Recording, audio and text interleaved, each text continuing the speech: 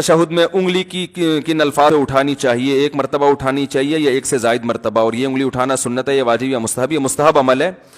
कलमा तौहीद पर उंगली उठाने का हदीस में तज़किरा है, अशहदु अल्ला इलाहा इल्लल्लाहु। वो हमारे जो मशहूर इंजीनियर साहब हैं उन्होंने दावा किया कि किसी हदीस में नहीं है कि ला इलाहा पे उंगली उठाई जाए, इल्लल्लाह पे गिराई जाए। तो वो जब मैंने इरादा किया था ना कि सामने फेस टू फेस बात होगी, तो मैं वो हदीस का भी हवाला इंशाअल्लाह पेश करूंगा कि आप कह रहे थे ना कोई सही हदीस है ना कोई ज़ईफ। दावे कर करके ना, तो दावे करने ही नहीं चाहिए इंसान को, इतने जब किए हैं तो फिर उनको जब फेस तो करो ना उन दावों को। तो मैं कह रहा हूं कि मैं बैठ के आपको हवाला बताऊंगा, तो मैं अब ये वीडियो नहीं बना सकता यहां बैठ के, क्योंकि वीडियो फिर वो गड़बड़ हो जाती है, वो घुमा देंगे बात को। तो इसलिए हम कहते हैं कि भाई है, ठीक है ना।